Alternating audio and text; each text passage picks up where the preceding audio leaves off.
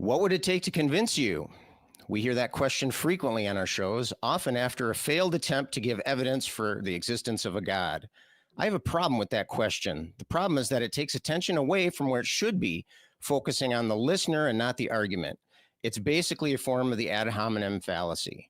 We know from researchers like Dr. Robert Burton, author of On Being Certain, that our feelings of being convinced are just that, feelings, and can be influenced by both rational and irrational processes in our brains, just like any other emotion. That means that whether or not we are personally convinced by something is a subjective assessment and does not necessarily shed any light on objective truths. If we want to learn about objective reality, we must point our inquiry in that direction. I would suggest instead asking the question, what would it take to convince any rational person?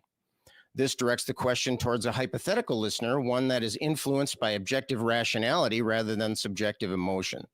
This also allows us to, quote, argue the facts of the case and bring things like evidence and reasoning to bear on the discussion, two things that may or may not be relevant to a subjective emotional response.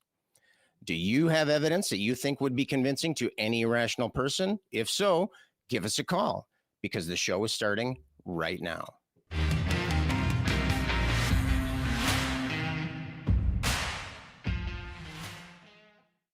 Welcome everyone. Today is August the 18th, 2024, eventually. And I am your host, Richard Gilliver, and joining me today is my very, very good friend, Scott Dickie. I'm very happy to have him here. Hi, Richard. Hi, Richard. I'm glad to be here. I'm glad you could squeeze me onto the show again. It's awesome. Absolutely. And never miss an opportunity to work with you, Scott, going all the way back through time, imagine it. And to our non-profits days, exactly, where we work together quite a lot. Yeah, this is going to be a good one. I'm always happy to work with you. Talk Heathen is a product of the Atheist Community of Austin, a 501c3 non-profit organization dedicated to the promotion of atheism, critical thinking, secular humanism, and the separation of religion and government. Talk Heathen is a live call-in show, and we have open lines. So get your calls in at 512-991-9242 or from your computer at tiny.cc/callth. Before we jump into calls, we've got quite a few lining up. We are going to do our regular question of the week, Talk Heathen to me. And here are the results from last week, where we asked you, what is something you can say about your religion, but not your spouse? Uh-oh. And here are our top three answers. Number 3, Slick McCool says, what can I say about my religion, but not my spouse? My religion was wrong. Scott, boy. Do we think there might be some arm twisting going off with that answer? That one hits right at home. That's the sign of a long-term relationship right there. Absolutely. Number 2 is Atlas. The Atlas? What can I say about my religion, but not my spouse? Religion really fucked me as a teenager. Okay.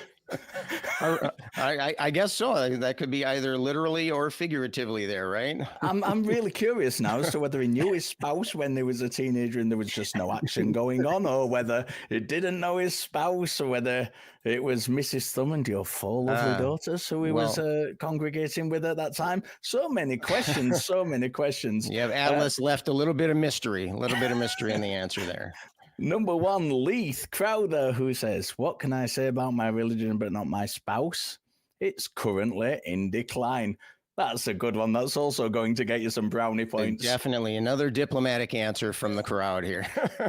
Absolutely. The prompt of the week for next week is complete the sentence. It only takes blank to anger God. Enter your best answer below the video in the comments, and next week we will reveal the top 3 answers. Absolutely. But of course, as always, I'm going to throw it over to Scott. Complete the sentence. It only takes blank to anger God. I have 2 answers, actually 2 answers. And the first one I wrote down a little bit. It's a little bit more involved. Here's my first answer. I get really angry. Of course, this is God speaking. I get really angry when people use the free will I gave them. I could have easily just made a world full of robots that love me and praise me forever, but I thought it would be really cool and special If instead I gave you all free will and you willingly chose to come back to me and love me and praise me on your own, I had it all worked out. I was going to do this boombox thing like and say anything, and it was going to be super touching and super meaningful. But so many of you are just messing it up. You don't love me and you don't praise me. I'm half tempted to start all over again and drown all of you, mother. Well, it goes on and on after that. Fills a couple pages, actually. I guess God is a bit of a drama queen there, but God it really pisses God off when we use the free will that we were given. Yeah, it really does. I'll slip in my second answer here real quick. It's a little bit shorter. God gets really angry when people say moist. I'm not really sure of the psychology behind that, but it's a thing. So that was my second answer.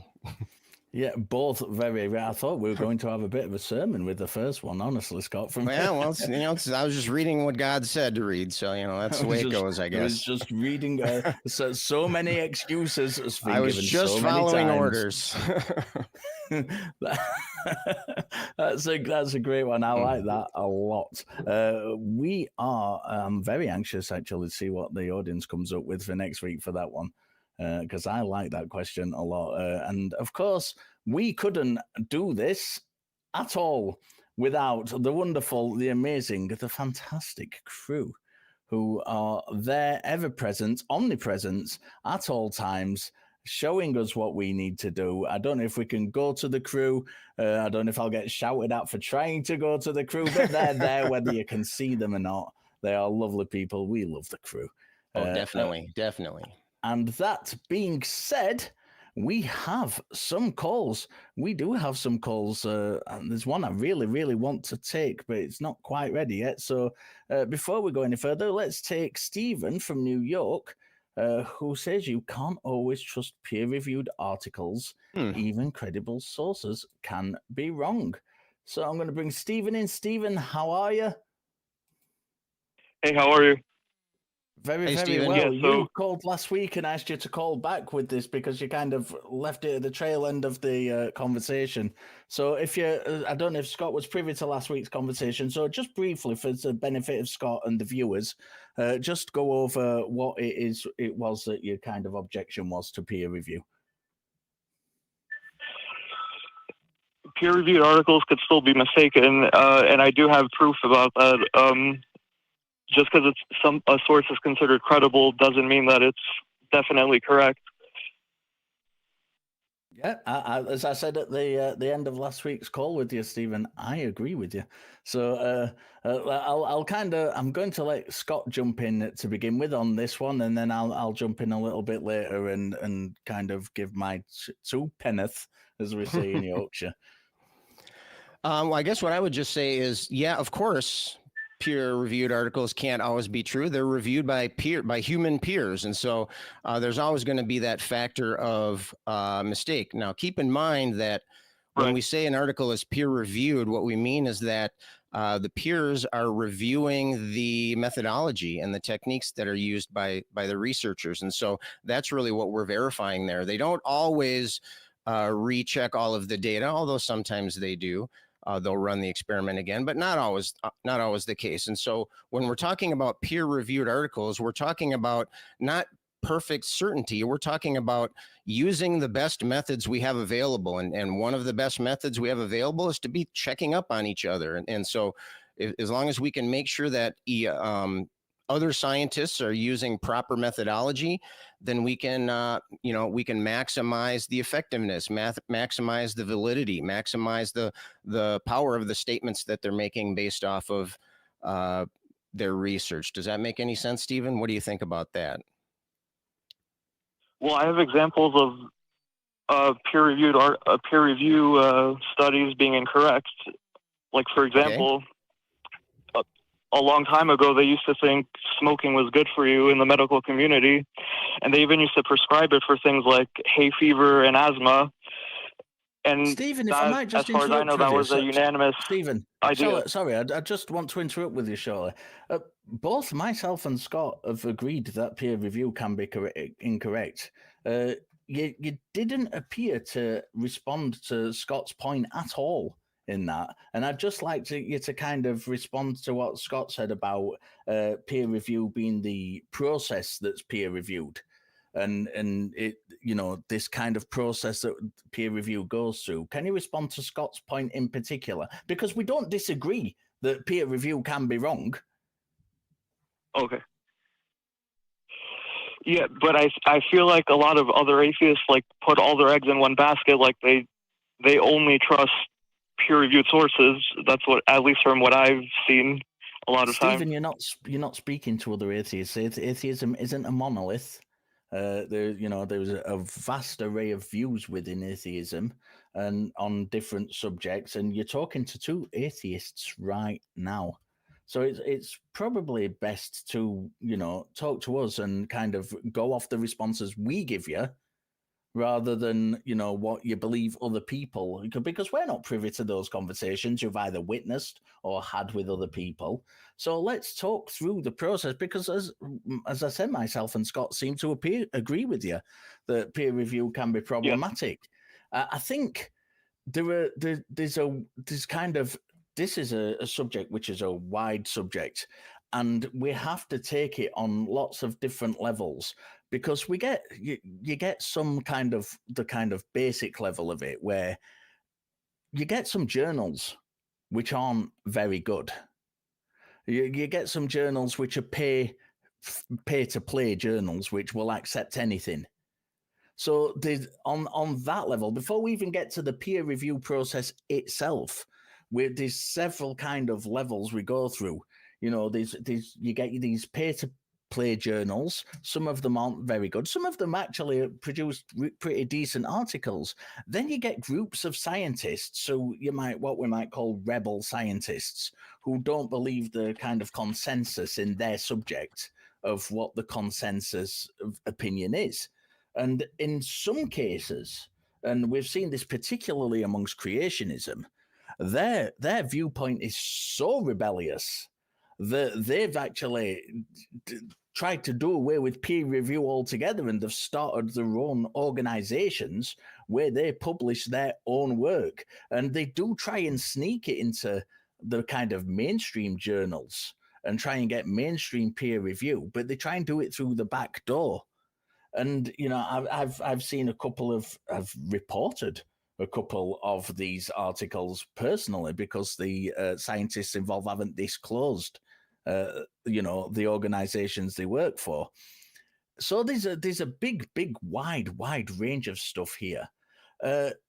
Of course, peer review can be wrong. Everybody's got a vested interest in this stuff. Even the best journals with the best scientists writing for them have still got a vested interest in it. But, you know, when we talk about, I'm interested in what you mean, because it is such a wide-ranging subject. I'm interested in what you specifically mean, what the problem is for you personally regarding peer review process. Is it the whole thing that's wrong? Or is it specific areas within that you think are wrong? I'm going to let you answer, and then I'm going to give Scott the kind of floor for a little while. Well, for example, if the majority of people conducting the study think something, it beats out a small minority that thinks something else that might actually be correct. And on top of that, organizations can lie as well for various reasons, for eminence, profit, stuff like that. Yeah, but that flaw that you've just described as a flaw of the peer review system is a flaw in any system. That can be, I mean, what are our options here? Holy revelation? I mean, clearly there's humans are biased and can influence that kind of thing too. But Stephen, have you ever heard of the phrase "perfection is the enemy of the good"? No. Okay, so what that means is that if you're holding out for something perfect, you're going to overlook many good options that might come your way. If you're saying perfection or death, perfection or nothing, you're never going to be satisfied. As long as there's humans involved in the system, as long as we have that type of flaw, if you want to call it that, endemic to the system, we're going to run into that problem regardless of how we're going about to learn about the world. But let me ask you this: even given that the peer review process is not perfect, can you make an argument that there's any other better way of vetting articles? I mean, do we want to abandon all research, or are you suggesting that we still do research, but we just do away with peer review? Or what are you proposing as a better replacement here? I think we should mix it with personal experience and also our own critical thinking. We shouldn't instantly trust it, is what I'm saying. Like, it's not the only way to find truth. Okay, so let me interject here. So you said personal experience, and what was the other one? Personal experience and just your own critical thinking. Is that what you said? Yeah. Okay, so are those perfect? Do No, people ever come to the but wrong conclusion when they rely on their own critical thinking, or do they ever come to the wrong conclusion when they rely on their own personal experience? they can, but sometimes people Okay. people know things best because it's coming from their own head. So yeah. So the question then is, how do we know that the peer review process is worse than your suggestion? It can be worse because people put too much. It can be worse faith doesn't in it, I answer guess. my question. I want to know what reason do we have to think that it is likely to be worse, or at least that it's the chance of it being worse is enough that we should not rely on peer review? Because I think the two things that you suggested as being better are actually way worse than the peer review process.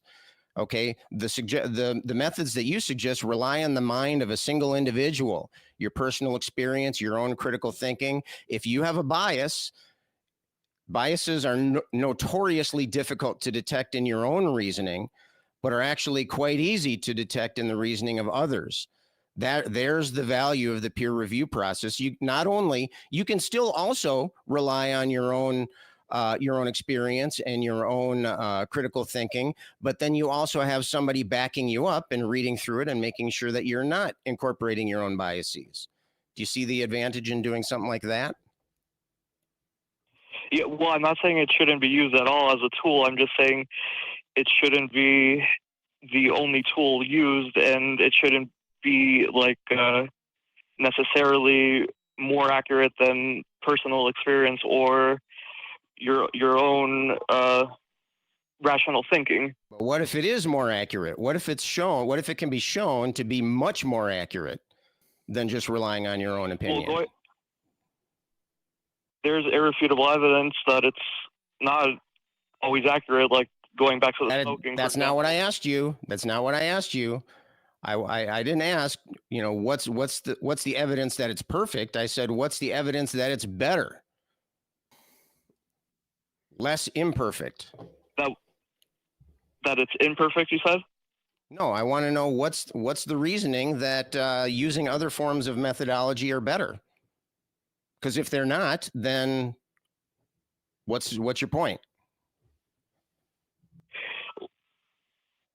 Like, I could give like an example, I guess. When I used to get like an infection or something, I would always get antibiotics, but in the long run, it actually kind of weakened my immune system. Now instead, I just kind of let my own immune system take care of it, and I find that since I've been doing that for a few years now, I find infections so much better. But that would never be told to me through peer review, for example. So you have one data point. I'll count your data here. There's one data point. You think that's impressive? Yeah, to me personally, yeah, because I found that, and it's based off antibiotic resistance as well. That is a real known thing, but I find that when I get a bacterial infection, for example, it goes away much faster nowadays, and it's much less severe since I've not taken antibiotics. I'm not saying that I know it's important sometimes. I'm not saying for other people to do that. I'm just saying it works for me personally.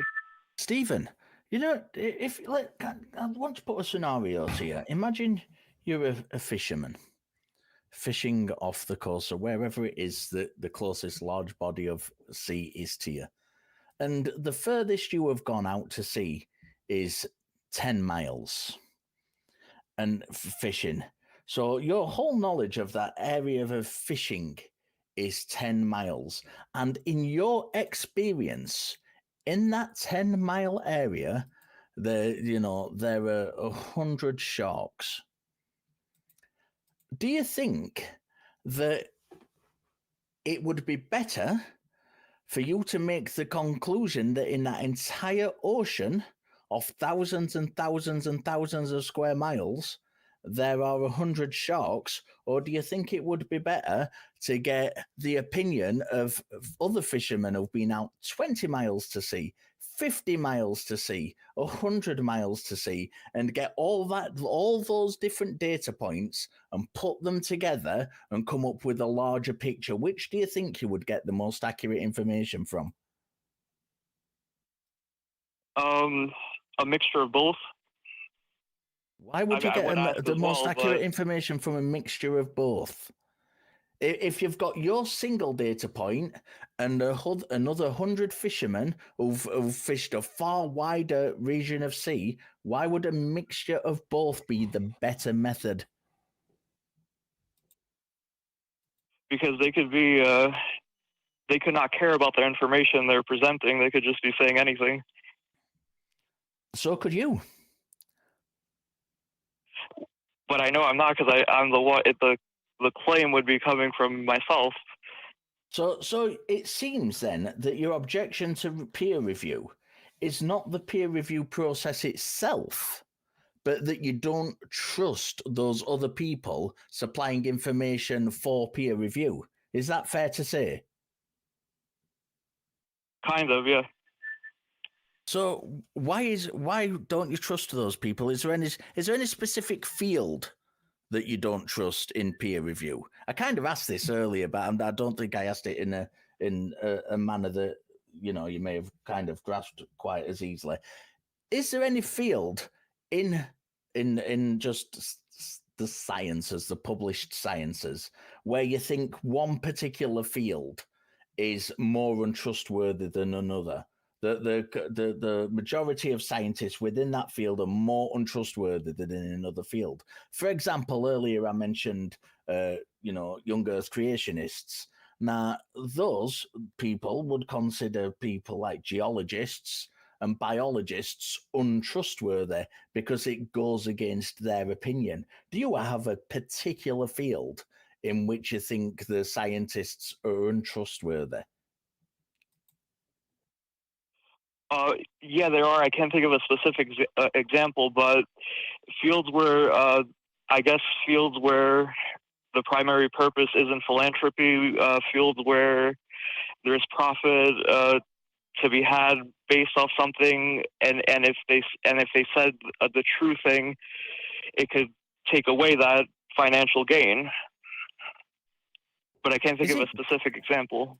I mean, all fields will be motivated by financial gain to some degree. Yeah, but in some, I can't even think of a specific example. But I know that in some, if they say the truth, that could go against something that would give them financial gain, maybe a product or something. I don't know, or an idea. I don't know. Is there a way that you're kind of testing this to verify that your distrust in this particular field, in these 100 fishermen that are outside your particular fishing waters? Is there a way that you're kind of testing this to show that they're being untruthful, or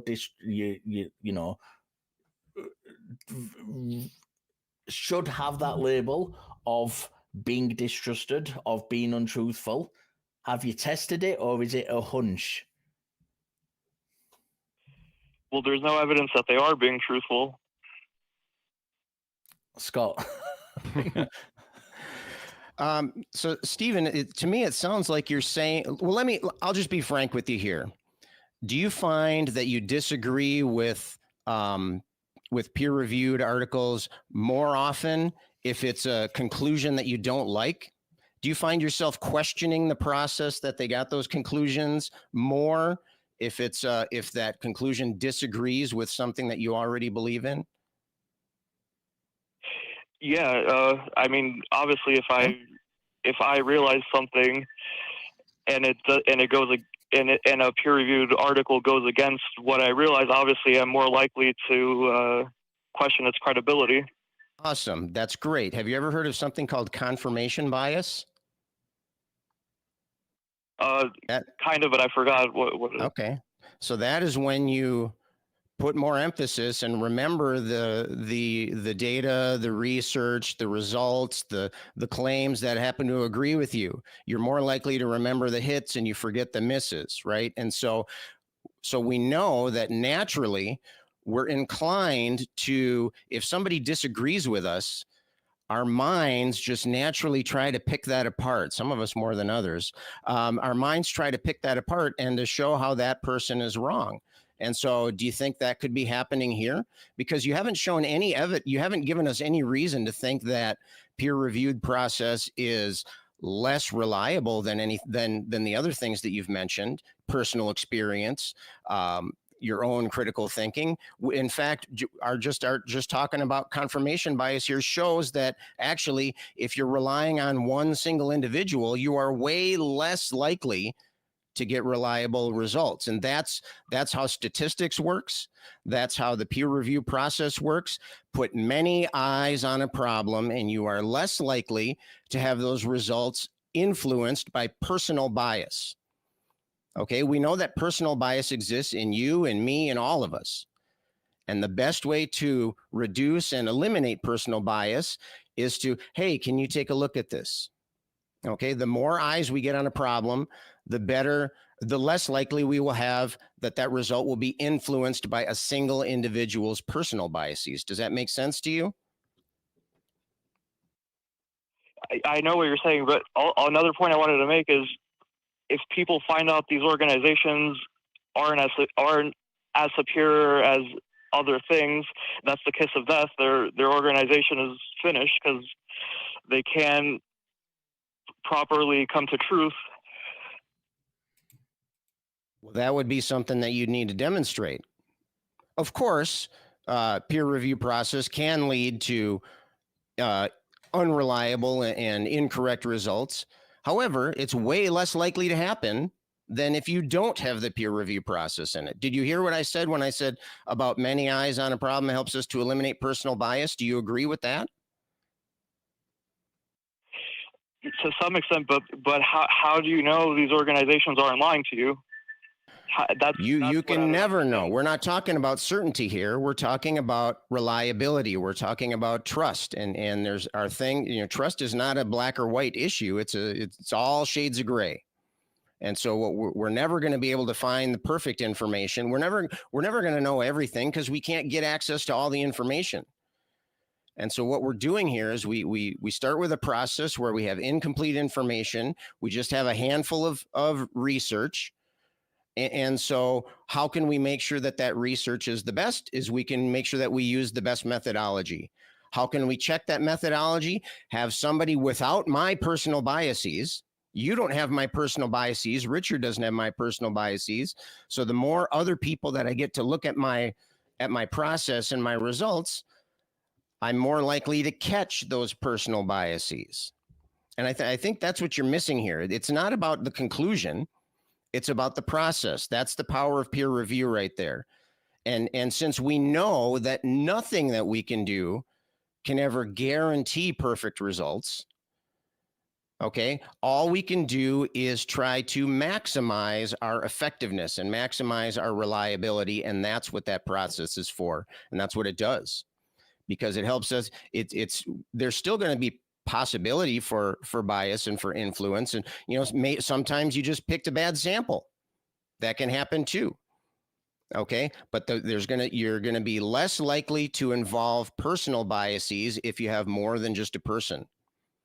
And to be honest, until you can show otherwise, and I don't think that you can, but I'd be open to looking at the possibility. But until you can show otherwise, that's why there's no reason to give any credence to individual story, personal experience, and that kind of thing, because you haven't shown the money yet. All you've done is saying one person's mind believes this, and that's not all that impressive.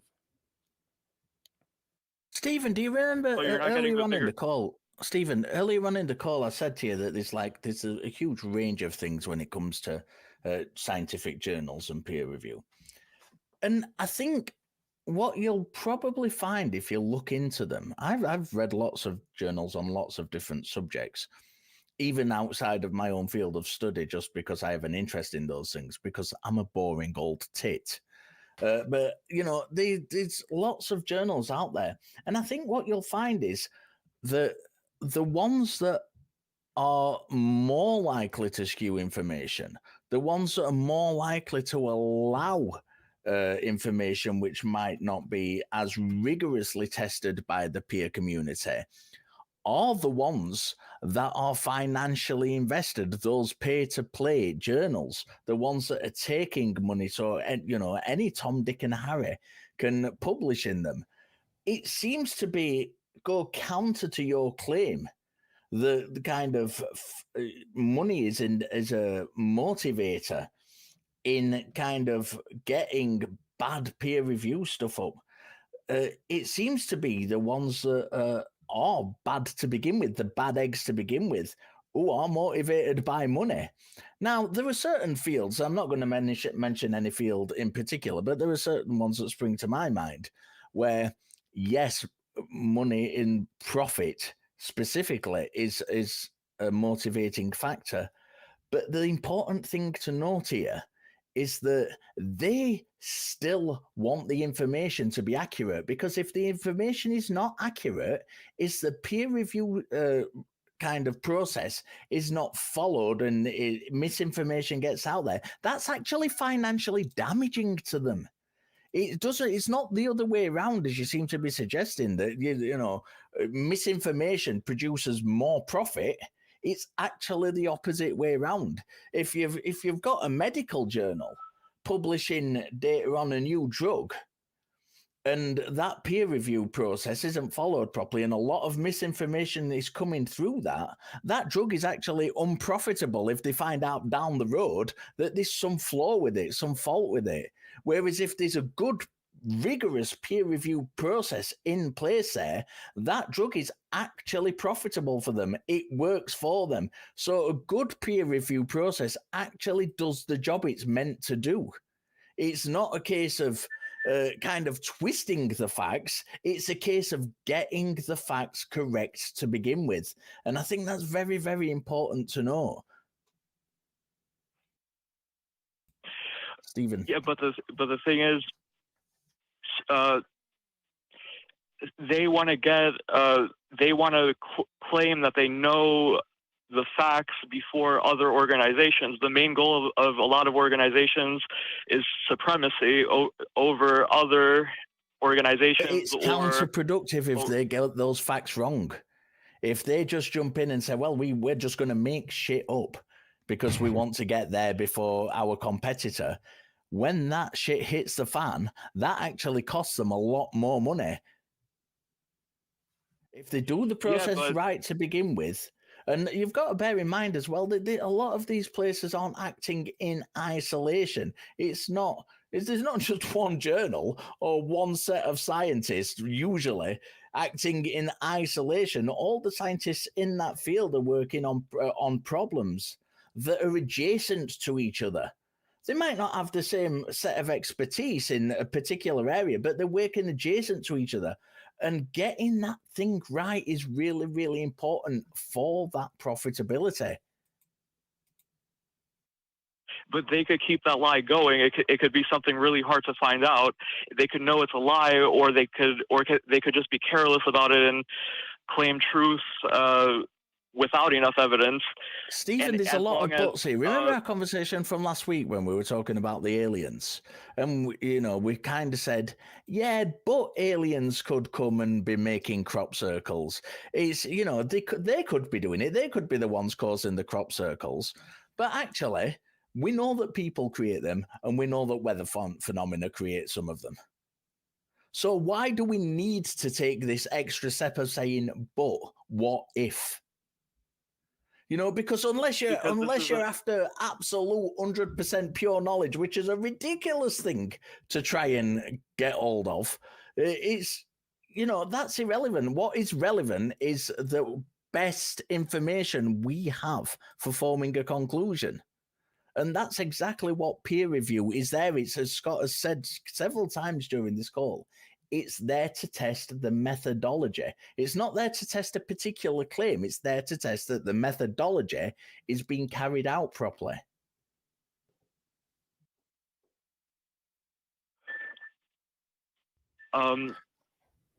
Stephen, I think it's kind of ironic that your position on this call is kind of showing the flaw in your thinking. Okay, you're an individual and you distrust peer review, and so you're questioning it because it has different conclusions than you would wish would come up. You, by approaching the problem of peer review this way, you are leaving yourself open and vulnerable to personal bias. Your own personal biases can affect your opinion of peer review. If you get multiple different perspectives, that's the value of peer review is diversity. We have people that don't have the same personal motivations. We have people that don't have the same professional motivations. Very often, the motivation of the reviewers is to tear down the approach and the results and the methodology of the researchers. And so you're displaying that particular vulnerability right here. You have nobody to check you if you're only relying on your own opinion, if you're only relying on your own results. And so I haven't heard anything. I haven't heard you address that issue. Having multiple sets of eyes reduces the chance of personal bias. Period. It can't increase it. It can't increase the chance of personal bias because you have different individuals. And so I don't see how you feel like you have any kind of argument here. You haven't really said anything. You've just kind of repeated your same doubts and mistrusts. And it's fine to doubt and mistrust, but to make claims of truth based on that doubt and mistrust, I think is a little misguided. But it's an obvious inference that they do lie, because obviously if there's such a big organization, they're going to want to be superior. If someone has, let's say, if it's likely for multiple people, if it's likely for multiple people to lie, it's more likely for an individual to lie. Not necessarily. Stephen, have you ever read any journal articles on any subject whatsoever? Yeah. What journals have you read? I don't know. Random. I don't even remember. Did you have any kind of eggs in the basket of the field? Have you got any kind of academic background in the field of this journal that you read? No, but I think I am good at assessing information. That's fine. I've just pulled a random journal because, as I said, I read a lot of these fucking things. I've got the British Journal of Religious Education in my hand here. It's a reputable journal. It produces articles on British religious education, as it says on the tin. Do you think you could read that? Do you think if I sent you one of the articles from that and said, right, next week I want you to give me an assessment on one of those articles, if I just pulled one at random, and you could give me an assessment on that article and give an accurate assessment of what the authors were saying, If imagine yourself peer reviewing that article and pulling apart the kind of, you know, the methodology that they're using, making sure they've gone through the right methodologies, making sure that they're not getting, you know, they're not making any wayward claims, not making any making sure that the authors have no particular biases that influences the article. Do you think you would be able to do that? Yeah. Yeah, right. That is a challenge accepted. I want you to email me whatever our email address is. I'm sure someone will put it on screen because I forgot what it is. Talk Heathen at whatever our email address is. That's it. It's on the screen now. Please give me an email at Talk Heathen. I've lost it again. At atheist-community.org, I think it is. And let's have that conversation. Email me. Let me know who it is. I will send you a journal to peer review, and then I want you to give us a call back. And I'm going to let you go now. I want you to give us a call back, and I want you to do it as if you are peer reviewing that article. And I want you to give me all the breakdown of what you think the author has got wrong, if they have, what biases you think they're employing, if they are.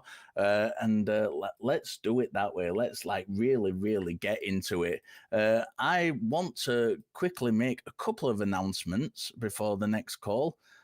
Tickets are now sold out for our annual Backthroughs fundraiser.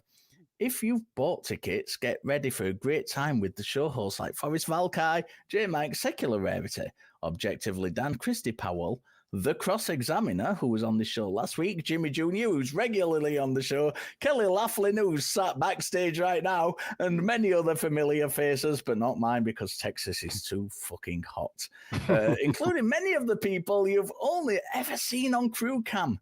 And some of them actually are worth talking to, not Greg. If you haven't bought your tickets, you can get added to the wait list. And if anyone cancels, you'll have a first come, first serve, second chance to join on all the fun. Add your name to the wait list at tiny.cc/backcruise. We are 1 week away. 1 week away. Also, available on tiny.cc/ACA flyers or printable calling flyers. Post these with permission. We don't want you getting into trouble. No. To community bulletin boards so people know who they should call and show and defend their faith. If you do post any flyers, make sure to snap a picture in its place and send it to TV at atheist-community.org. We may feature your photo on an upcoming show. And of course, you can follow Talk Heathen on TikTok, Talk Heathen, and join us for our pre-show lives at the ACA TikTok, Atheist Community of Austin. And finally, we have merch. You can get your Talk Heathen merch at tiny.cc/merchaca. And we've got new pins, backpacks, onesies, youth tees, pint glasses, tumblers, and a whole array of great stuff you can get a hold of. So do that. And on that subject, a couple of weeks ago, I heard a little bee tell me that Elder Horse had been getting together and having a little discount on my merchandise behind my back while I was on holiday, you naughty people. You let it be said that reprimands will be handed out for that. We have some great calls lining up. I just want to know who told you. Who told you? We weren't supposed to tell Richard. I'm never really on holiday. I'm always listening. I'm going to bring in Will from Illinois, who says the notion that there is a creator that some call God. So, Will, lay it on the line for us. What is it specifically you want to talk about? I'm assuming you believe that a God exists. Yes, sir. Some people call it God. I call it a creator. And reason why is because the complex, purposeful design and everything that exists indicates that there had to be a creator that created this creation. The intricate structure of the systems that are put in place, these technologies they show evidence that something deliberately designed this rather than just a random occurrence. Because if it's random, then chances are you're not going to create an airplane. This is logic. In order to create something, you have to have specific pieces made for a purpose. So that means these pieces that are made for a purpose are made by something that designed this item to fit a certain purpose, like a lung, breathing lungs. A lung. The Okay, lungs lung. were created to, yeah, I'm just giving you an example. So Sure. What do you think about that, sir? Scott, take it away. How do you tell the difference between something that was, are you saying that everything has to be designed? Can you give me an example of maybe something that wasn't designed? Yeah, this is what I'm saying to you. Can you give me an example of something that wasn't designed? And if you use the word design, logic have to go now and say you have to have a creator that is designing. So okay, sorry, I think you missed my question. I think you missed my question. I asked you. Okay, I missed it. I'm trying to figure out what you mean by, or I'm trying to figure out how you're determining something is designed. And so what I want to know from you is, can you give me an example of something that wasn't designed, or do you think that everything necessarily was designed? Okay, something that wasn't designed. Yeah, just one example. Okay, so now, I'll give you one. Say you go to the beach, you pick up some sand, and then you just throw the sand on the ground. Now, that is an undesigned, just flat, where it has no purpose, and it's just going to land where it lands in a designed place that's designed to catch that dirt. So the random, undesigned is throwing sand on the floor and then watch it. Now, a designer can take that sand and build a sand castle. Mm-hmm. A designer can take that sand and build a sand fish. See, now so the designer. Are you saying that anything that's designed, anything that's not designed was just thrown on the ground, right? And since the universe could not have been thrown on the ground, then the universe must be designed. I mean, it just seems like that's just. I want to know what your criteria is. How do you decide something is designed? Rather, I mean, in the case that you gave on the beach, you picked up, you explained that I was there. I knew it. I picked up the sand myself. I scattered it on the ground. And so you're saying that's not designed. What's the criteria? Is it purely complexity, or is there something else that's required for something to be designed, or for you to determine that it was designed? I should ask. Sorry. So now a design, it's put into a order where all the components are working on one accord to have one mission, like a design plane. All of these parts were created by the designers, and these design pieces were put into place to play a role. Now, all these people, all these positions are coming together like a body. And this body now, just like that airplane, biologic, have to have a designer. Have to have. That's your claim. That's your claim. This was created with intention. Okay, so what's the intention behind people? I'm assuming that you're saying I was designed. Right? Are you saying that I was designed? You were, sir. Can you say you weren't designed? Can you honestly say that you was not created by something? Yeah, I was created by my mother. Yeah, my mother created me. Who created you? Okay, so your mother created you. Really? Yeah. What about your dad? He contributed to the process, but it was the bulk of the work was my mom.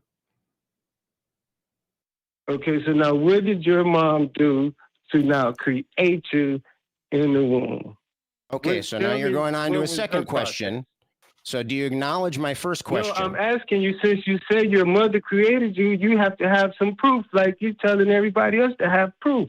Oh, yeah, I have my birth certificate. Tell us the skills that your mother had to create you. I want to, this is going to be interesting. There were all biological processes that are natural to my mother's person. Will, please listen to Scott. He's trying to answer your question, and when you're talking over him, it makes it very, very difficult to do. Scott, please answer again. Sure. You asked me who made me, or who created me, I think you said. And I said my mother. I have a birth certificate to show that. Okay, I gestated in her body. I was birthed and then raised by her and my father. Okay. What was the second question now? Wait a minute. Let's unpack that, because there's a lot to be seen in this situation that you believe in. Now, these are supposed to be intelligent people that we're talking to. So now you said, I don't think I'm going out on a limb saying that my mom created me. And I think that's pretty well established biology here. Let's just unpack that now. So your mom created you, right? So rather than unpacking that, let's just ask her. Will. There's a really easy way we can do this without loads of preamble and spending 10 minutes on it. Do you think Scott's mother did not create him? Do you think she did not give birth to him? Yes. I think that she... Whoa, hang on. You think Scott's mother did not give birth to him? Let me just get this right. You believe that Scott's mom did not give birth to Scott. But she didn't create him. What do you mean by that? How, I started out as an ovum. That ovum was fertilized, it multiplied and split and multiplied, and then gained more and more cells. Those cells became, developed into different roles, different specific types of cells, and that eventually became an embryo, which eventually grew and became a fetus. My limbs grew out of nourishment provided by my mother, guided by an environment provided by my mother, and also guided by the genetic material provided by my mother and my father in that case. And what do you think? My mom was just slacking for 9 months? She just didn't want it. She needed some time off or something, right? She wasn't working on that. It boggles my mind that you're saying that my mom didn't create me. Who created me then? Sir, your mom created you just like... Oh, thank you. I agree. You breathe. It's a natural... Your body is already here. So we've established... Right, awesome. Let's move this along then. Will, let's move this along. We've established Scott's mother created him. What was your follow-up question? Seemed like you were going to ask who created her. Is that what your next question was? No, I'm not going to go down that rabbit hole, because I'm going to just talk about your position. And your position, sir, to say that your mom created you, and that now your mom has the ability to know you in a sense, just like a creator who created a cell phone, a cell phone. Your mom is, the only thing she know about you is that you came out of her belly. Mm-hmm. And to say that now this is your understanding of existence, your mama's capacity. Now you have a woman's capacity to exist in a world. That's you're totally like devaluing yourself. That's your creator. This is your role model. How does whether or not I value myself have any bearing on your question at all? I'm just looking at your position as far as opposed to a position that's believing that a creator that created it with a higher purpose than a mom. if we're comparing, So what is Scott's then higher you're purpose saying then? that people who believe in God, Will, what's Scott's higher purpose? to maximize all of your abilities, to be a great thinker, to be cognitive of your body, to bring the best out of your body, out of your mind, out of your emotions.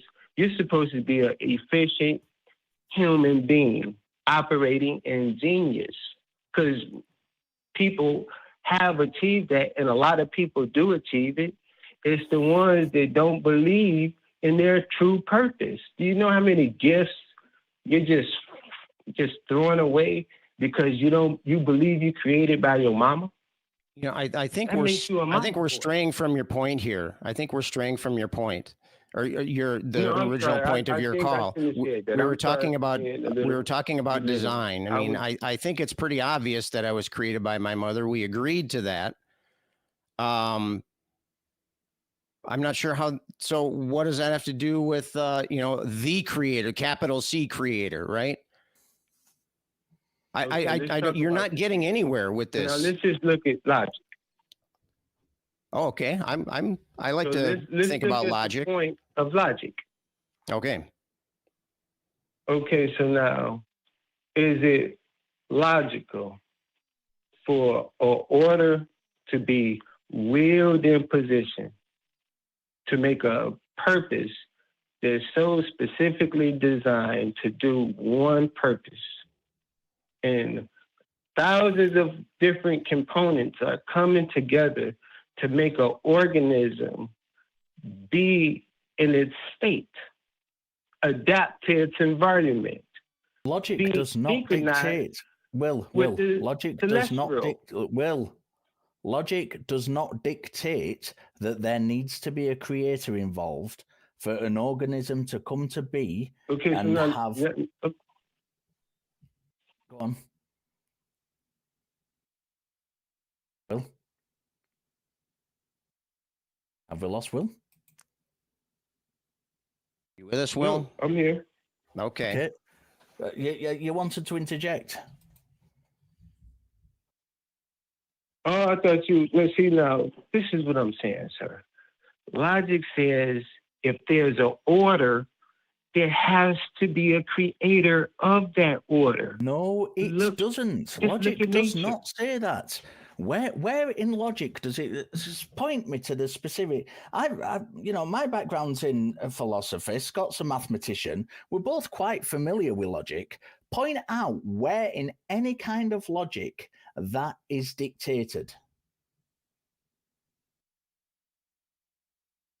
The logic has order. There's a logic must have a creator to have order. Where is that dictated? In any kind of logic, yes, any school of logic. Well, let's look at human logic first.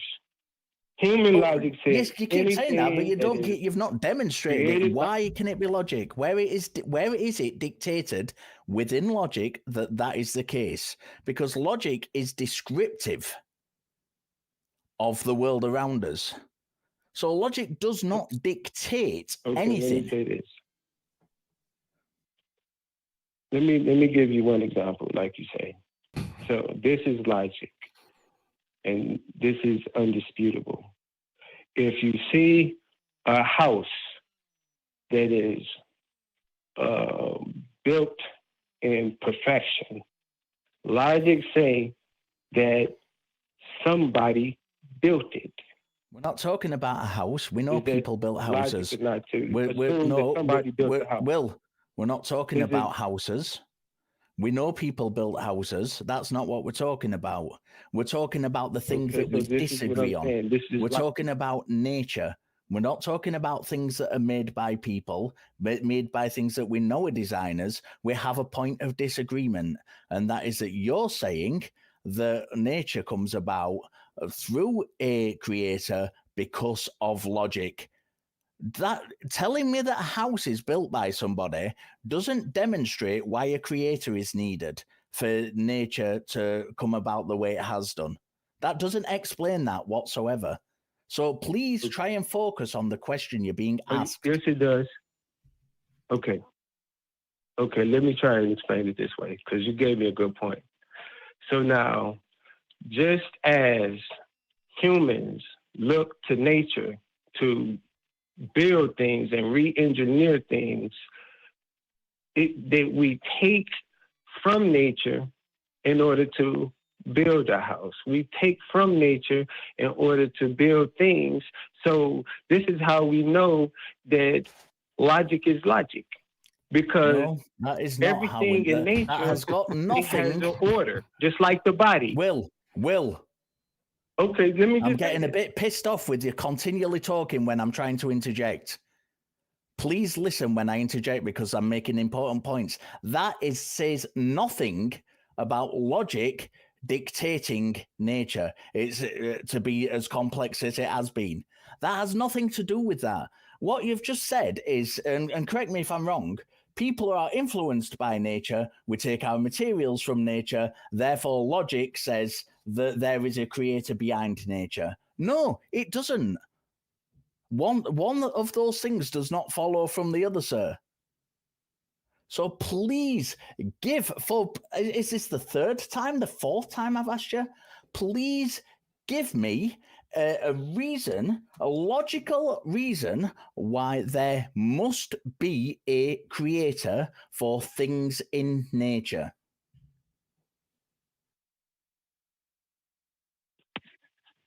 Sir, I guess you missing the point, and you never did address. No, sir, I'm not missing the point. The problem is, Will, the problem is you're not making a point. What you're doing is you're making a claim that has no substance to it. That is the point. And the problem is, when I ask you specifically to point to a logical reason, you were the one who brought logic into it. You stated specifically that it was logic that there had to be a creator. I have asked you 5 times now, where is that logic that states that? And you have not made a good argument. You've not made an argument regarding that. What you've said is, well, people are influenced by nature and they build things and they use natural materials. That says nothing about whether logic dictates that there must be a creator for nature. It doesn't say that. All you're saying is we know essentially all you're saying is, hey man, we know people build houses, therefore we know that things that are built have creators. Yeah, I agree. But the problem is, we don't know that nature was built. This is the claim you're trying to make. You just keep repeating the claim in different ways. And it's becoming really, really frustrating. I'm going to give you one more chance to answer, and I'm going to let Scott respond to you. Okay, so now there is a universal law called as so below. What? So Repeat that, please. Micro, as below, so below. As above, as so below. Oh, that's a universal law? Above. Is that what you're saying? As below, same as macro. above, right? Yes, sir. So now there's a correlation that occurs on the skin surface and the internal workings. So now these two are like parallels. So now this is how you look at nature and logic, by looking at the things that man actually can build based off logical principles, which are okay. Will, I think we're not going anywhere. I want to. Can you hear me, Will? Here's what, if you want to show that the universe is designed, you have to do 3 things. 1, you have to give me properties of things that are designed. Okay. Designed things have these properties.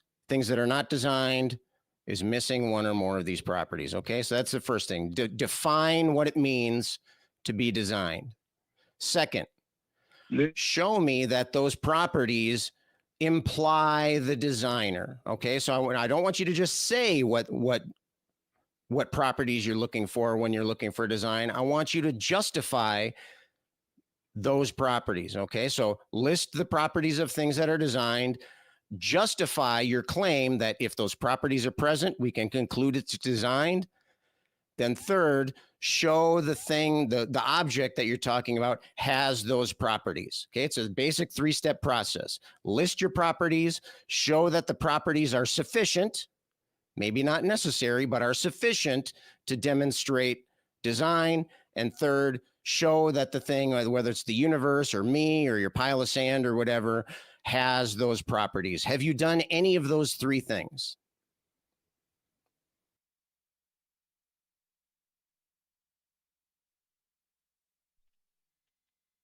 So now let's go with the first. Okay, so now we have the earth and then we have the sun. These are the 2 materials that are operating in unison together. That doesn't appear to be addressing what I said. Which of those? I want you to show me what properties make design, how do they imply design, and do those properties apply to the object you're talking about? Okay, so now the earth was designed to produce bodies, creations. As we can see, that creation come out of the earth. And everything that come out of the earth, us humans, we need in order. You could just say no. It would have been fine if you said, no, I didn't address any of those 3 properties. Richard, I think you're on mute there. You've spent this whole call, Will, not answering questions that are put to you. And I think it's because you can't. Because the claims you're making, you don't have an answer to. So, I'd at least like it if you're going to call and go down this route to at least have a kind of an understanding of what it is you're claiming. Don't talk about logic being involved with, dictating that there must be a designer. And then when you're asked about that logic, not saying anything about logic. At least go down the route that you're claiming. I'm going to let you go, Will. I'd like you to listen back to this and kind of go over it and come back in a couple of weeks when you've had a chance to really form a proper argument, because it's so frustrating for everybody involved, including yourself, when we're going down this route and, we're getting frustrated with you, you're getting frustrated. It doesn't make for a useful conversation.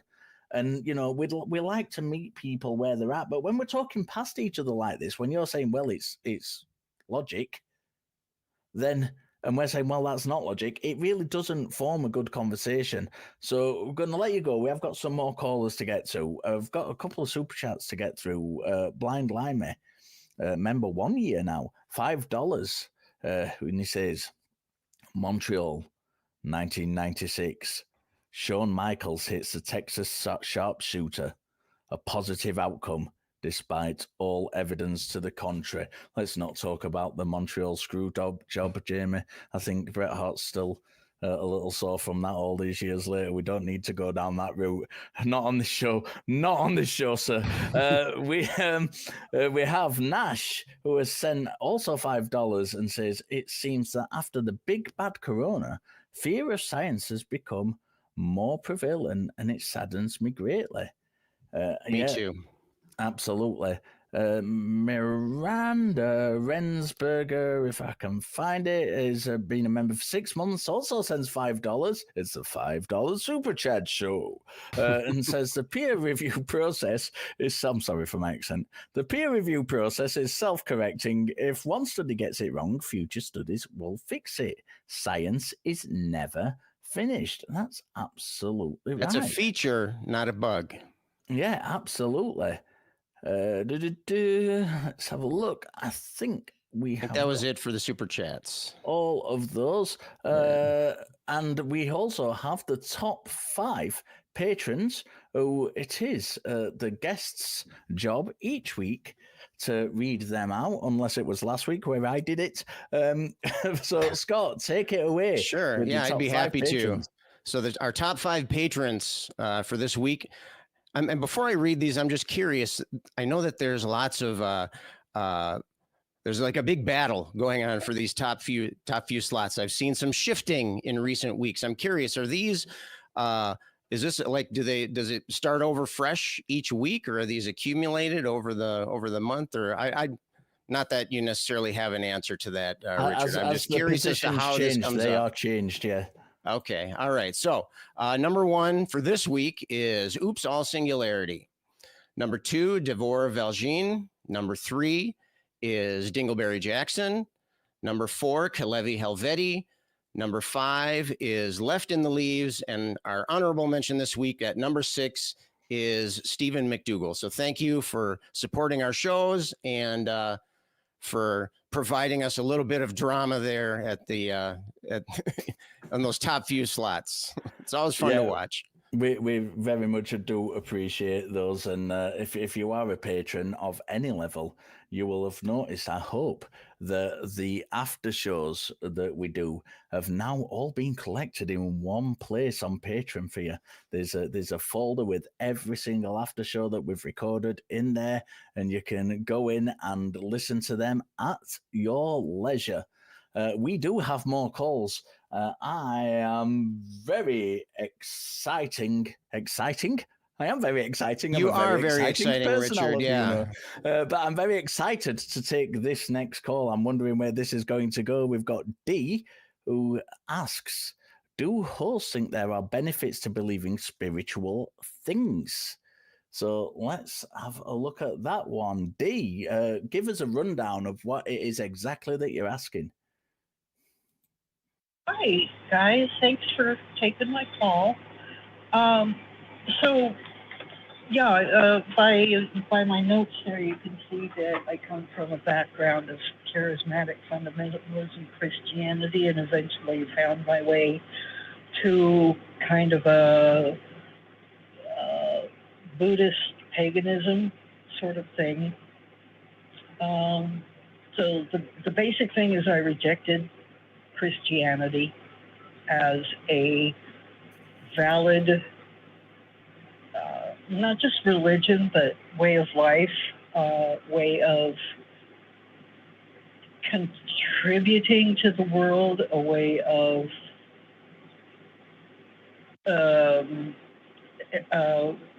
improving oneself, and became very interested in paganism and Wicca.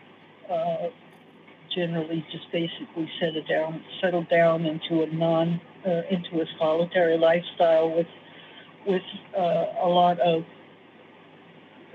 study into Buddhism, and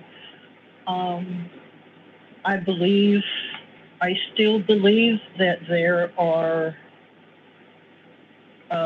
spirits that you can interact with, but generally my practice, I don't interact with them so much as I just try to, access kind of a higher form of consciousness with meditation and ritual.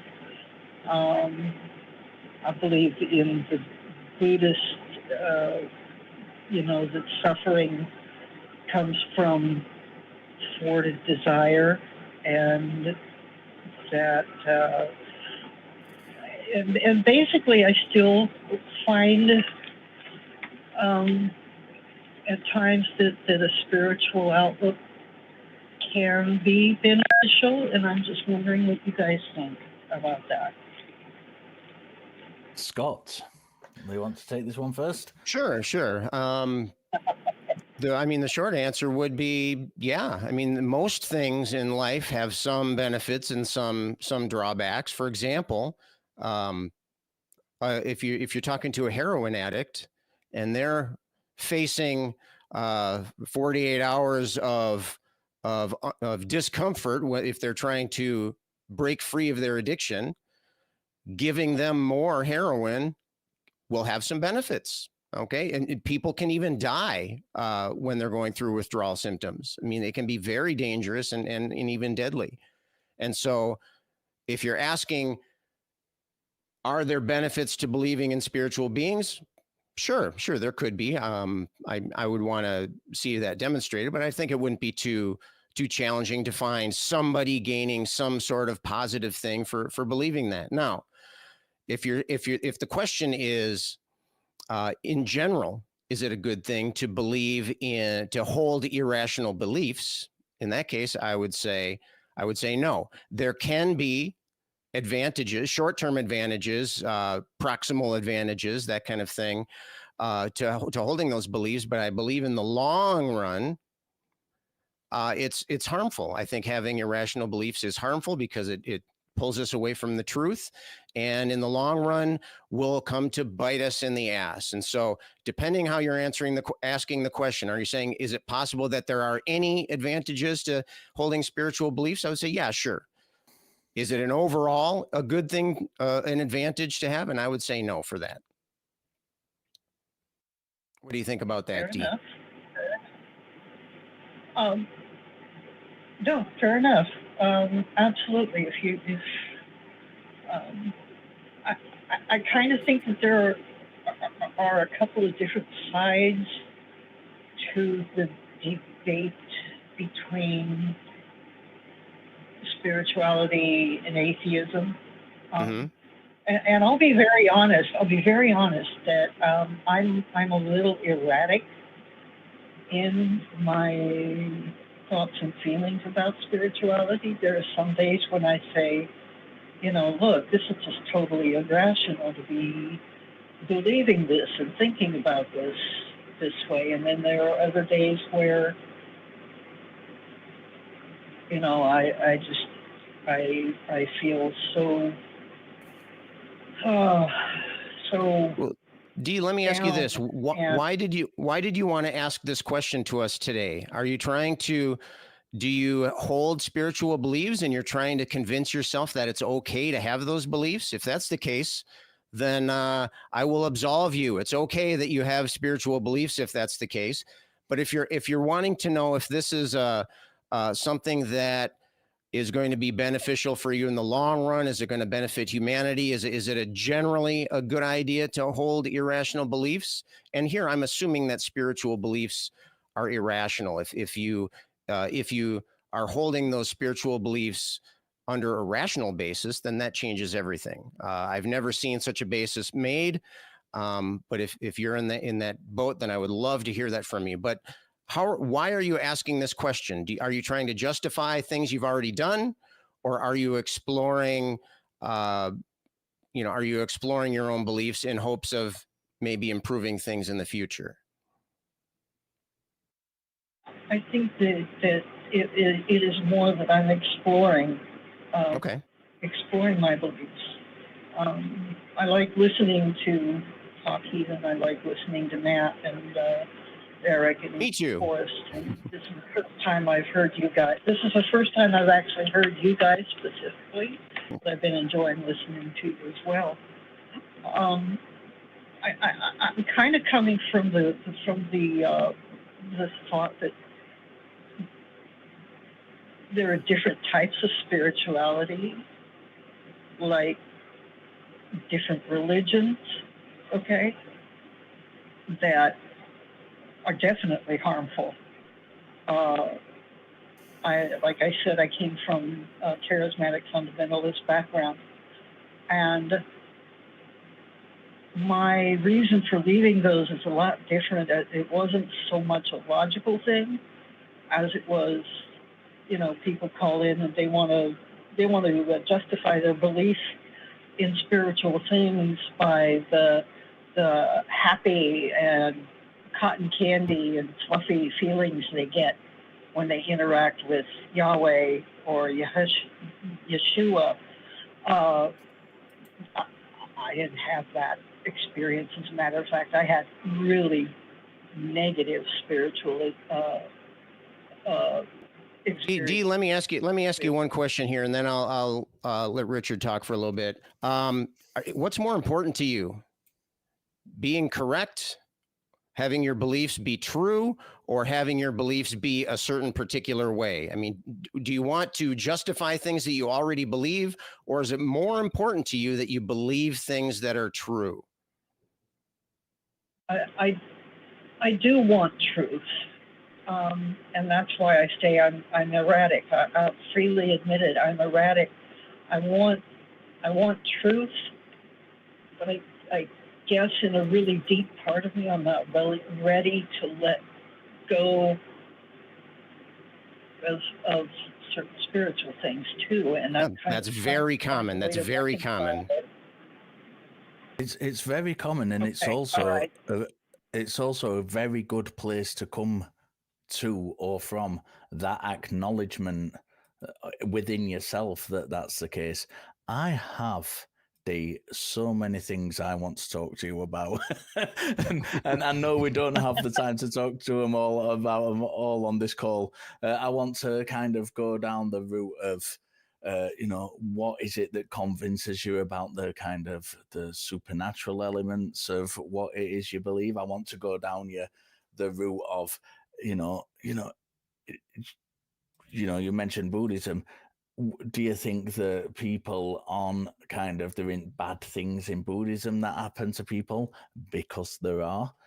My background is very much not as a practitioner or as such, not as a believer in the supernatural elements, but my background, both academically from the textual point of view and from a meditation point of view, is in Buddhism. So, you said some things that about suffering, dukkha, that is, dukkha makes sense. Yeah, it does. There is suffering in the world. It's very often mistranslated, by the way, as life is suffering, but that is not what it means. It means there is suffering in the world. Yes, there is.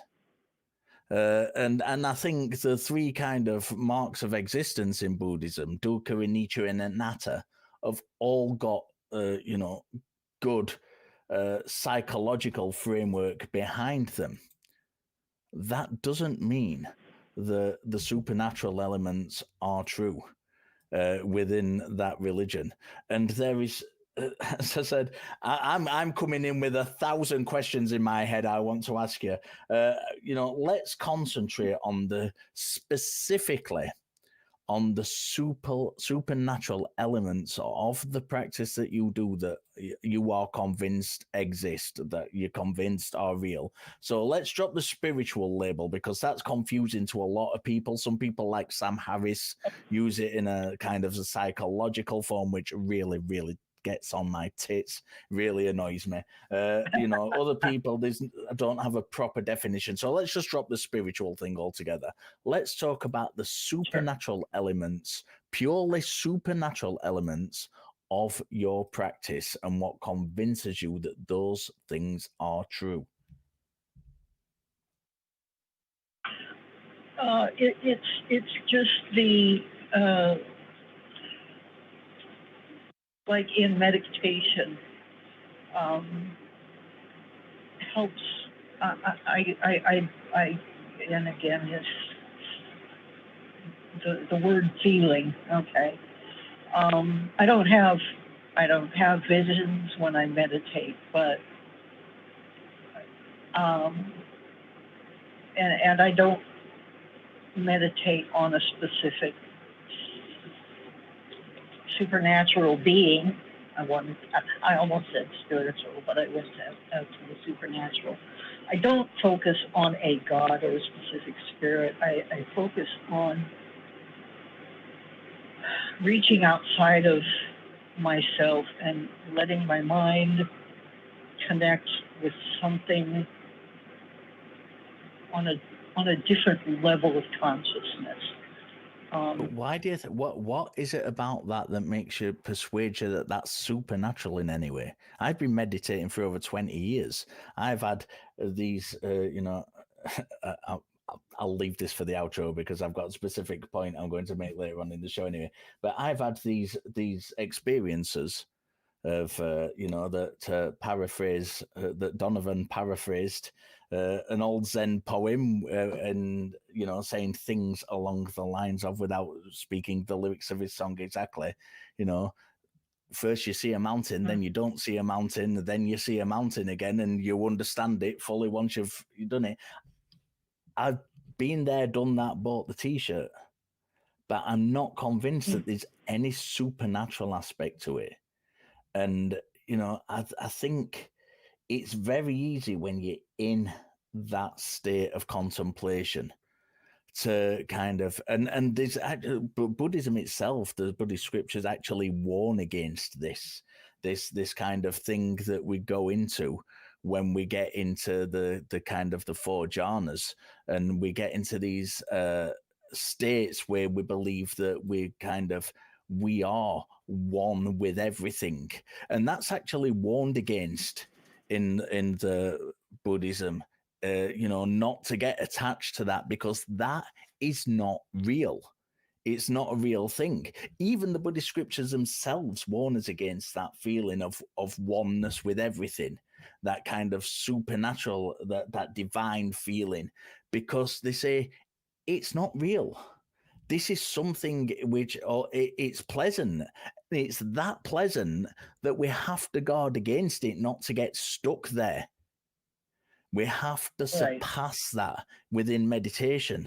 So even the scriptures themselves, although there's lots of supernatural elements in the Buddhist scriptures, but even the scriptures warn themselves against getting stuck in that state of feeling that you've got that divine connection to one and everything. They say this is not a real thing. So I'm really, really interested in how this state, how this feeling is kind of saying to you, this is supernatural. How is it saying this to you, that, this is a supernatural part of it rather than the psychological aspect of meditation?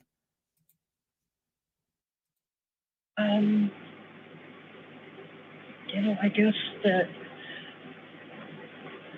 from an early age, I was taught, that Jesus is real, angels are real, God is real, that it is possible to communicate with them, that it is possible to know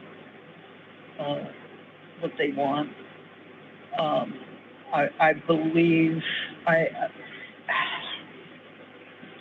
I think that's why I call this. I'm kind of trying to find a way to transition.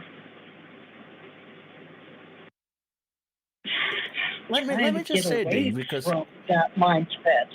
Yeah, I don't. I've said this many times on the show, Dee. I do not want to deconvert anybody from the stuff they believe. I want to give people a framework for assessing the things they believe, and then wherever that takes them, that's where it takes them. And I just want to scaffold that way of assessing things in a better way. And I think it's really, really important to ask yourself questions like this. And I so applaud you for calling the show, for saying to yourself, I'm in this difficult position where I'm not quite sure what it is that I'm toing and froing between these beliefs I have, and I want a second opinion on it. And I hugely applaud you for that. And for me personally, I would say to you, ask yourselves those questions. When you're thinking about things, you be my voice. Use my voice if you like. I don't know why you'd want to use my voice, but use my voice and as that like little demon on the shoulder saying, why is it that I believe this? Is this a psychological experience? Is it really supernatural? Let me look into it further. Let me try and dissect it, because it's that dissection that will get you to what is really, what is justified in believing, and what is this kind of, maybe it's indoctrination, as you've alluded to, from your past. Maybe it's influences that have come later in life. Maybe it's influences that have come from Buddhist or other texts that you've read that are influencing you. But really kind of try and dissect and pull that apart and say, what is it? Is it this? Is it that? and just lay it open bare, and you'll be, I find it easy talking to you because if you're from a meditation background, you'll be used to doing this anyway. Lay yourself open bare and just observe those different things and those different aspects, and try and allow the kind of the one which is most justified to present itself to you, and really scaffold it. Go into the Buddhist scriptures and have a look at it. Go into psychology and have a look at it and what that's saying about it. I think you might find that really, really helpful. There's so much I want to talk to you about. I'm going to let Scott speak to you just finally before we let you go. We have got more calls because I could talk to you forever in a day because I find this fascinating. Before I stop speaking to you, I just want to ask you which school of Buddhism it is that you're coming from, or is it just kind of non-denominational? I have read a lot from His Holiness the Dalai Lama and from the Vietnamese monk Thich Nhat Hanh. The Plum Village. I read them a lot more, right? Plum Village, and I use their meditation. The Plum Village app I use a lot. I've actually read more of them than I have the Dharma. I'm not familiar with the actual, scriptures, I guess you would call them. I was always kind of under the assumption that Buddhism wasn't a religion in the traditional sense of the word, but because the Buddha never held himself up as like a messiah figure or anything like that. You're very easy to talk to. I appreciate that. And I'm stuck in the spiritual thing because I'm stuck in the spiritual thing because of the experiences that I had early on in my Christian journey. I'm still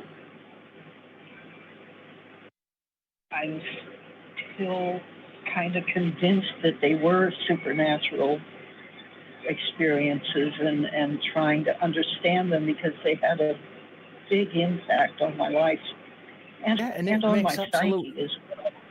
It makes absolute sense that early scaffolding that you've had in your life is going to, present itself in the later things you do. I'm going to let Scott talk you out of this call, and then we'll move on and we'll take another caller. I've really, really appreciated talking to you. I hope you keep in touch. Please email.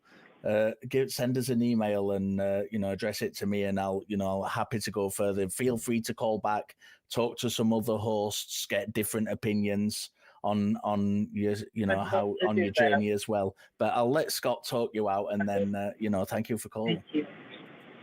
Yeah, Dee, I as well appreciate your call. I love it when we have a caller that is legitimately curious, that legitimately cares about the truth.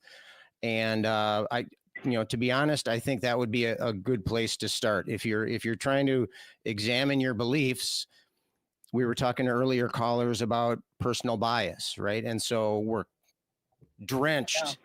Yeah. We come into this world drenched already, and then we continue to be drenched throughout our childhood of these biases. And so we need to.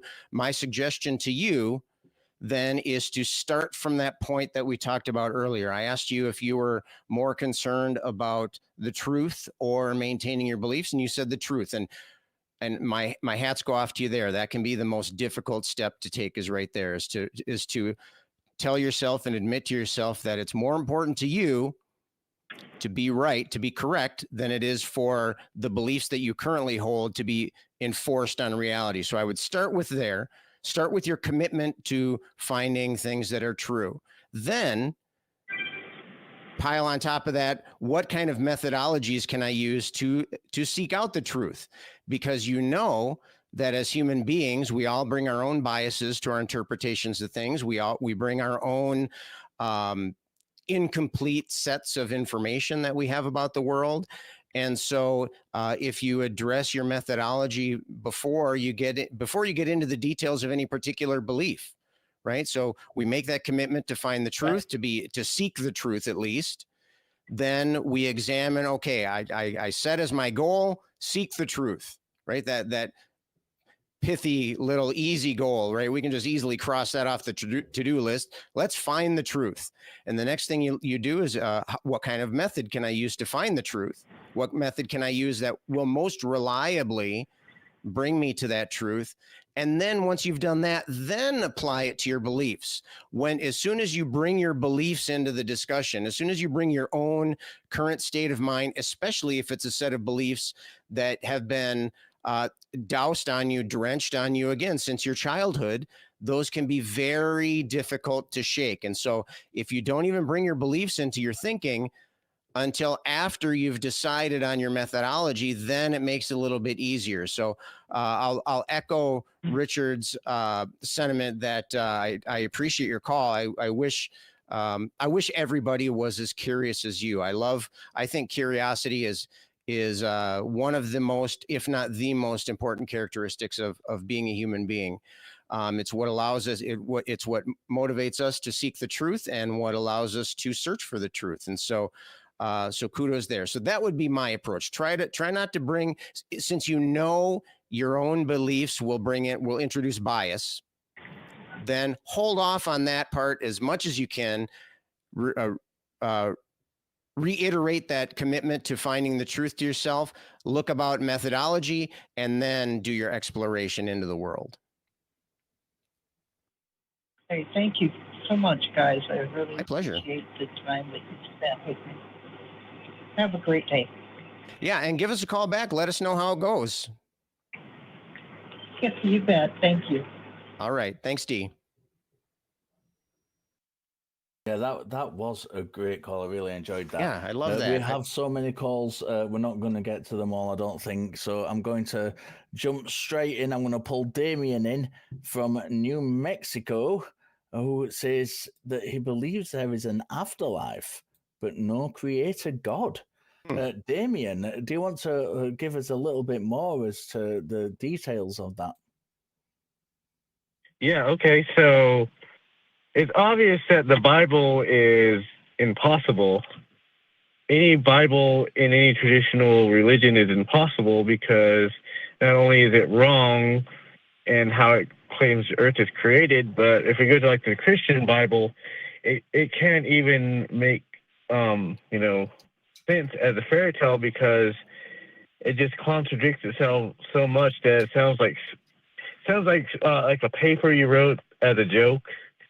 Like if you were like the drunkest day of your life, if you try to write like a story and you pretend like you had like no autocorrect or nothing like that, you try to write a story, that's what the Bible is.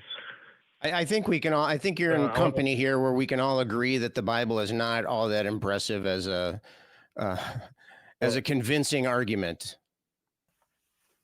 Okay, so the worst part, one of my favorite things is in Adam and Eve, where God says that he cursed a serpent to crawl on its belly for the rest of its life, and if it was if it had legs, then it would be technically called a lizard or some type of amphibian. And if God was real, he should know better that a serpent is not a general classification of reptiles.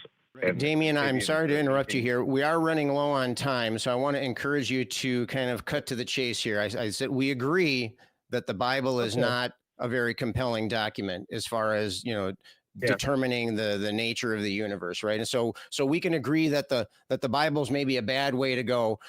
Why do you think that there's an afterlife? Okay, so the one thing that makes it possible or compelling is, well, I watched a video about this guy who studies near-death experiences, and he had thousands and thousands of, documented cases. And the thing is, like, when people have these experiences, they're not seeing any gods. They're not seeing, Satan or hell. What they are, they say that they just feel relief and Damian, can I like just jump they're in free from their body. really quickly? Because we're short on time. Normally, I'd kind of let you finish your point and then do it, but I think it's very important to stress that near-death experiences are exactly that. Yeah. They are near-death experiences. They are not medically people who are, they're not legally, should I say, people who have died and come back from the dead. In fact, there are no confirmed medical cases. That is zero confirmed medical cases of people who have been pronounced legally dead and come back from the dead without it being an error on a clinician's part, falsely reported, and then it's been found later on. There are no confirmed cases of people coming back from the dead. Near-death experiences can be accounted for, I think, if you look through the literature and kind of bypass the more biased kind of orientations of people who are trying to make money off it by publishing books on the subject. When you look at the actual medical literature, I think it's pretty obvious that near-death experiences are people going through the process of dying and that affecting the brain chemistry. And of course, when his brain chemistry is affected, we tend to see things. The cross-examiner was on here last week, who told a story about, when he'd been through some, I'm sure he won't mind me telling this, he told it on the show, he'd been through a long surgery for cancer. And when he came to, he was on some really powerful drugs. And he'd had this experience of one of the nurses trying to steal his stuff. And it was all imagined. It was all through to that very, very tiny change in his brain's chemistry through to these different drugs he'd been put on. It happens. And I think near-death experiences can be accounted for by that. I think we've got to be very careful when we're kind of saying, people have come back from the dead and seen this, and because they haven't. And that is such an important clarification to make when we're talking about NDEs. NDEs are a really good subject to talk about. They're really interesting. There's a lot of good study we can do behind them and kind of get behind, and it needs a lot more research into the subject. But one thing we do know for certain is that nobody has ever come back from legal death. Oh, of course not. Okay, so Scott, do you want to kind of jump in? Yeah. I just wanted to add in a couple of things. First of all, thanks for your call. I appreciate the call. I as well am interested in near-death experience stories. I agree with Richard that none of them, they're all near-death experiences. They're not actually death experiences, right? And so that's an important distinction there. I would encourage you to look at some of the work by Oliver Sacks or V.S. Ramachandran. They're both neuroscientists. And, the mind can do many, many amazing and counterintuitive things. And so the more you know about the mind, the more it seems reasonable to suggest that maybe these experiences might be because of chemical imbalances, oxygen deprivation. Who knows what can happen in your brain when you're in a stressful, dying situation.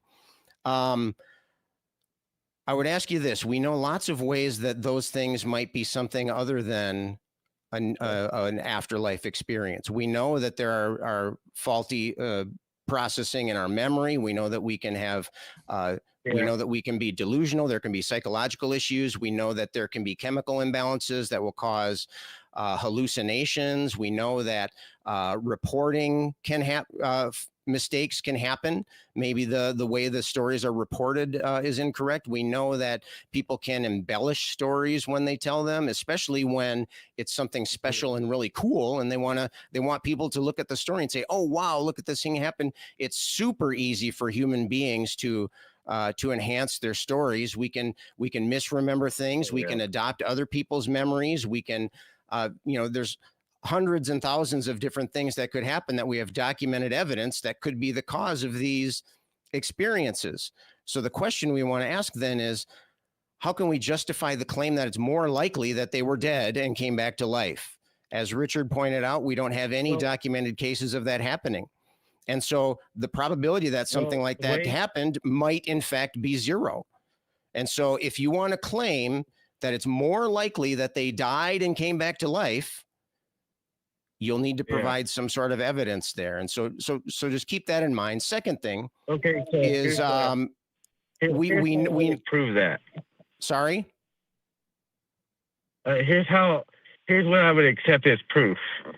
Okay, so say if you had a number on a piece of paper, you wrote it and you put it in a box, and then some people you don't know from, like, let's say if you had like 100 people have a near-death experience, like all around the world, and they came back and they said, hey, you know, I saw you, I was there, and I know what number's in that box. Damian, don't you think there are other candidate explanations as to how they know that? Yeah. Because I can think of several, which are all more likely than people dying. Listen, Damian, it's been a great call. Call back next week. Let's continue this conversation. We have to go. It's nothing to do with your call. It's just simply because we've run out of time. We started a little bit late, and we've run over a little bit. We've had some great calls. Damian, please call back next week. Let's continue this fantastic conversation. It is really worth having. It really, really is. I want to very, very quickly bring Kelly in, all right, who is our backup host. And excuse me, Kelly the Rock Laughlin. Kelly the Rock Laughlin, right there, ladies and gentlemen, in the flesh. Hi, everyone. I know we're running late, so I'm not going to say too much, but great show today. I enjoyed the calls. It was really a really fun one. So great job today. Scott, you're always great on the show. I appreciate it. Thanks, Kelly. Yeah, thanks, Kelly. Appreciate you as well. The prompt for this week is complete the sentence. It only takes a blank to anger God. Reply in the comments and tune in at the beginning of next week's episode to hear the top 3 answers. Let's send some love rings out there if we can. Let's get that magic of flowing and the love rings are going. There we go. I just made that up. I bet you can't tell at all, can you? Let's have some love rings for everybody who's called in today, all the great calls we've had, everybody who's listened to the show, all our fantastic patrons. We are going to do an ACD Discord after show party. So if you were one of the callers we didn't get to, or if you just want to ask the hosts questions, pop in there and we will do our very best to answer those questions that you have. Everyone is welcome. That is tiny.cc/ACD Discord. If you don't believe, this is your community and we appreciate you being here. And if you do believe, we definitely don't hate you. We're just not convinced. That's right. See you next week.